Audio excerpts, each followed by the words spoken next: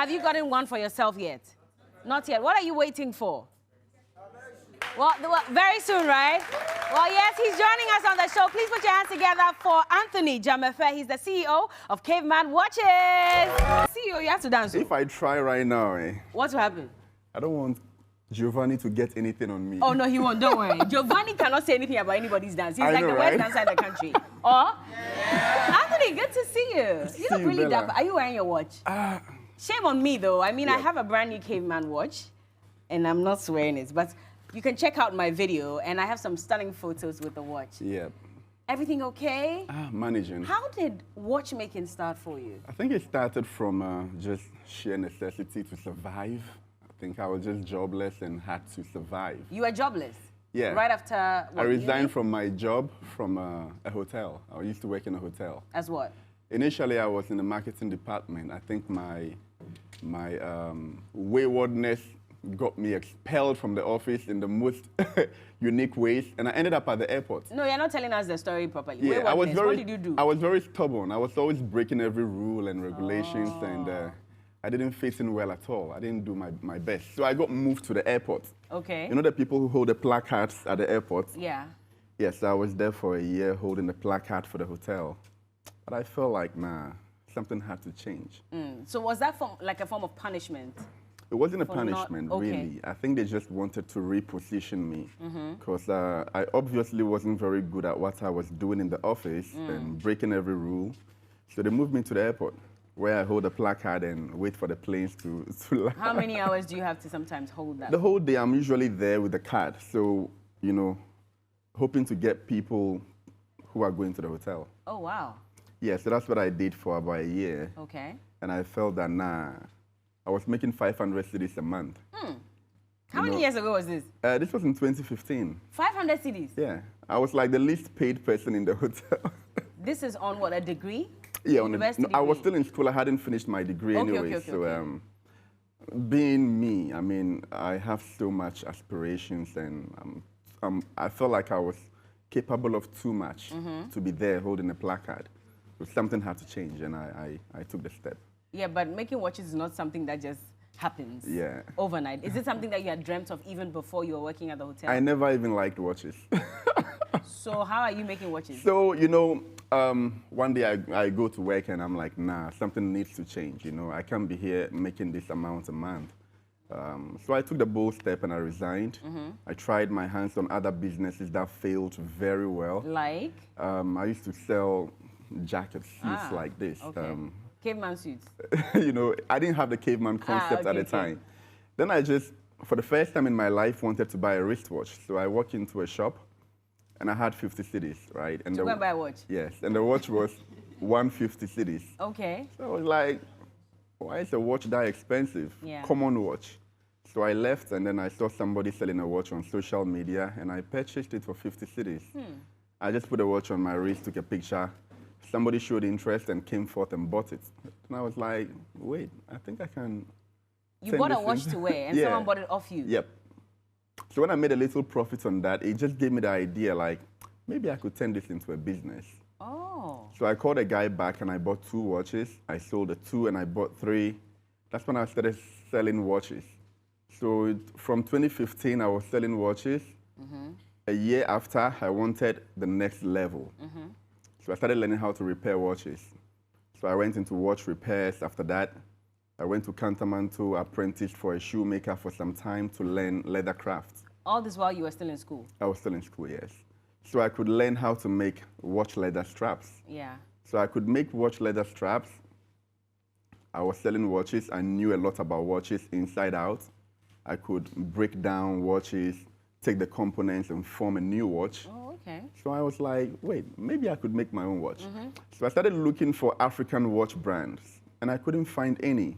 Not even a single one? Not a single one. So I was confused that of all the hundreds and thousands of watches that we have, how come we didn't have any African watch brands? So I'm a very curious person. When I'm curious, I want to push the boundaries. So I said, you know what, let me make my own brand of watches. Just like that? Just like that. I'm going to try it. Did you?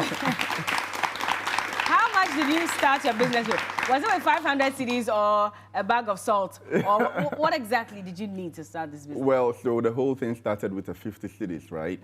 But when we put the story so simple, people kind of like think you were telling them that you built everything off 50 cedis. Exactly. Because somewhere along the line, we do get help from people.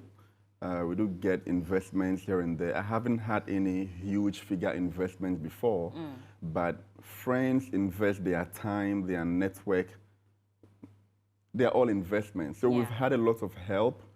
I personally, when they say Ghanaians don't support each other, I beg to differ. Okay. I've received a lot of support from Ghanaians. That's nice. Okay. Yeah. I've received a lot of support, you know. So my brand, even though I started with 50 cedis from selling watches, along the line, I did get a lot of help and support. Lucky you. Lucky. And I'm also the believer of the fact that Ghanaians do help each other. You just have to find the right Ghanaian. Find the right people who believes in your dream. Yeah.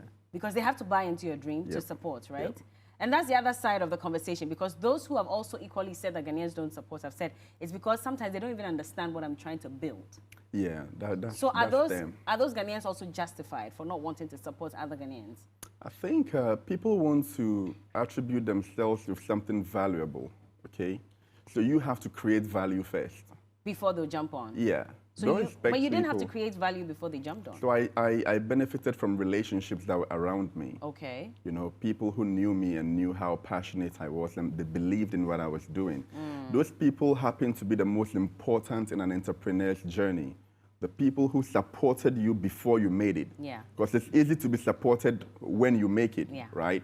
But the few people who believed in the dream and saw the bigger picture from the beginning, they are like the most important people. So I was lucky to have such people around me who pushed and helped build a brand. And here you so are today. It's not just been me. I mean, there are people behind the curtains doing a lot of work. Yeah. But Caveman, where did this name come from?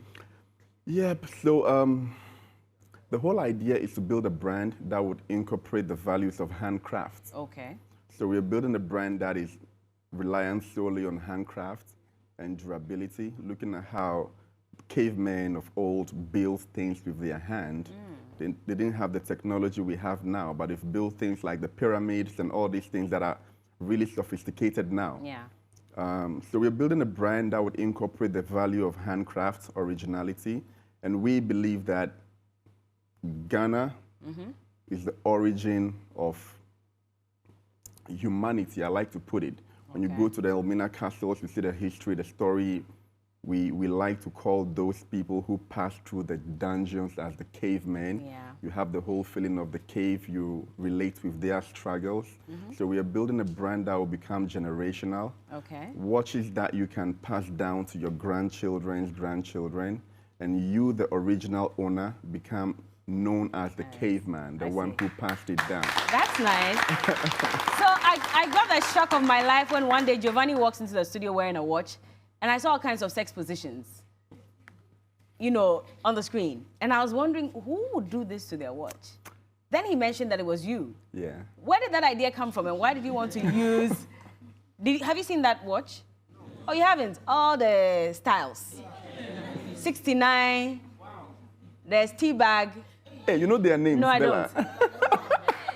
Oh, I don't. I read. I didn't even know there was anything called a Teabag on there. I read. It's my job. Okay. I need to read to know what I'm talking about. Okay. Yeah, there's all that. Hey, Wawa. So tell me about how this idea came about, because this is a very naughty one, and knowing how very conservative Ghanaians are, is it something they would have invested in? Well, they are called erotica watches. Erotica? Yeah, and they've been things that have been there from the history of watchmaking. Okay. They are watch brands that, I mean, focus on erotic watches a lot. Even ours is very modest. They are very extreme erotic watch models out there. So we are just trying to introduce the basics of different components of watch models into our collection. Okay. So the erotica is one of those watches. It's a great conversation starter. Maybe it's an adult-oriented watch, but yeah. But that's sold? Yeah. People make wall clocks out of them. We make wall clocks for people with the erotic positions and the numbering. Yeah. Speaking of wall clocks, you posted something online and you were advocating for the usage of locally made clocks in our government agencies and our state offices as well. And I think you tagged the president in that. I retweeted that post as well. Yeah. Why do you even have to tweet for them to realize that there's a Ghanaian who is doing this? Don't you think that ideally they should be looking out for some of these business ideas? They already know, but I don't think I don't know, but they know. They know. Right, so it's unfortunate that we had to keep poking, because I find it really strange that you walk into government offices, you walk into the Flagstaff House, into Parliament, and you have imported Chinese wall clocks. Yeah. While there's a company locally manufacturing wall clocks.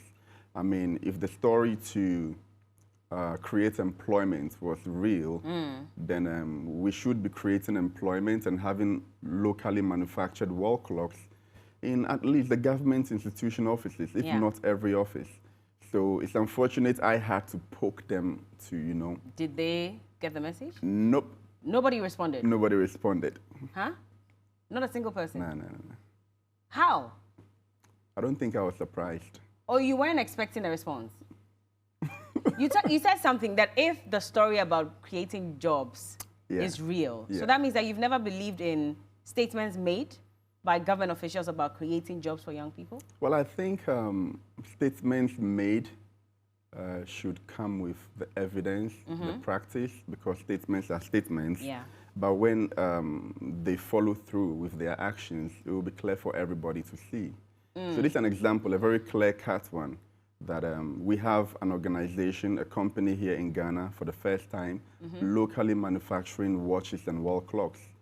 I think it would be really great to create employment for the youth by having Caveman watches manufacture wall clocks. Yeah. And I mean, they know. They know. I mean, some of them probably have it in their offices. The president has some of our watches. Oh, he does? Yes. Okay.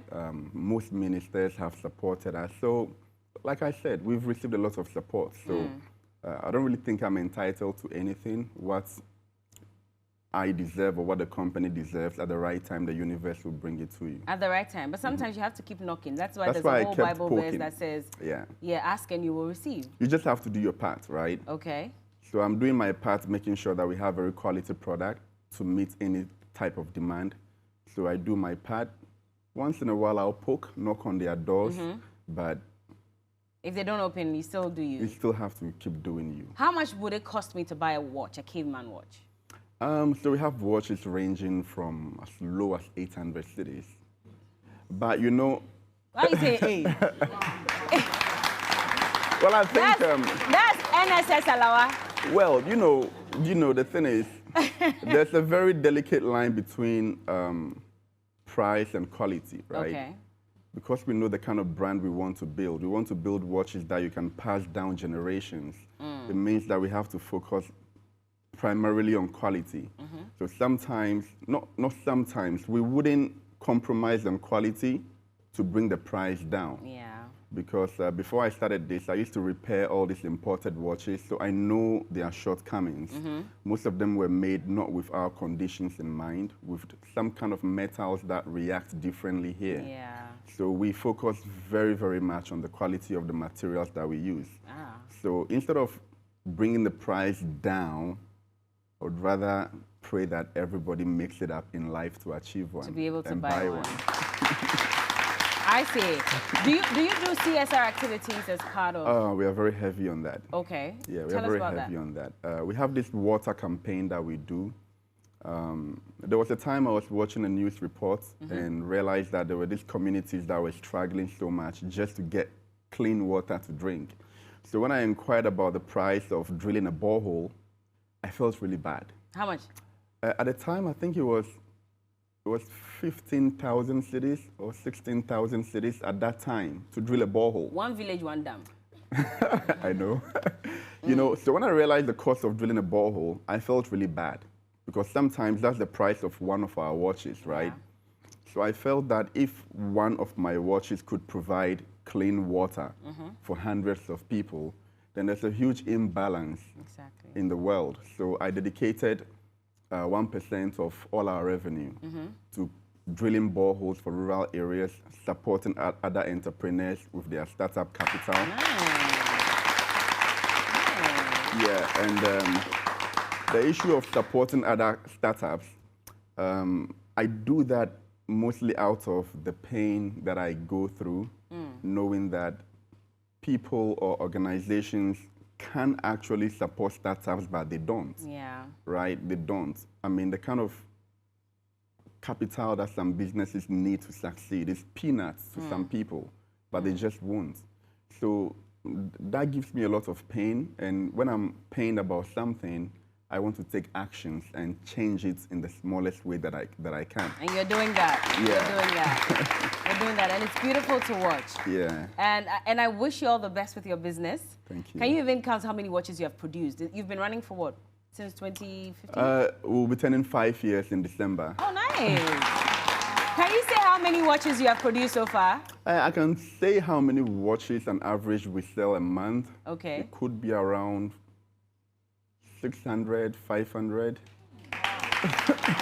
Wow. And not only within Ghana, you're selling? Yeah, we export our watches heavily to the States, to UK. We recently went to Nigeria building a very strong... Don Jazzy is our ambassador in Nigeria. Hey! That's why you're selling your watches for 800, because Don Jazzy, they are here even to say hello, guys, like $20K. So the dream is a global journey. We want to put the Caveman brand on the global market. Just like all the premium watch brands that we have grown to know, they also started somewhere.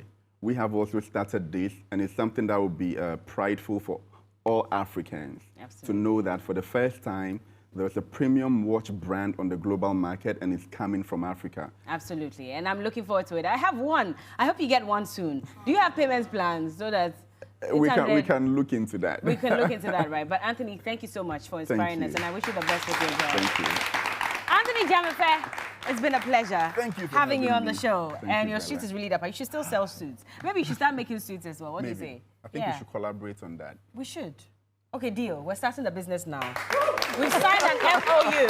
Thank you so much for joining us, and all the best. How do we find you online? Very active on social media, cavemanwatches.com. That's the website. And then all social media platforms is Caveman Watches, one word. Definitely. We'll get in touch with you. Thank you. Make some noise for Anthony Dzamefe, the CEO of Caveman Watches. When we get back, guess who joins us? I won't let the cat out of the bag just yet. You'll meet her shortly. Don't go anywhere.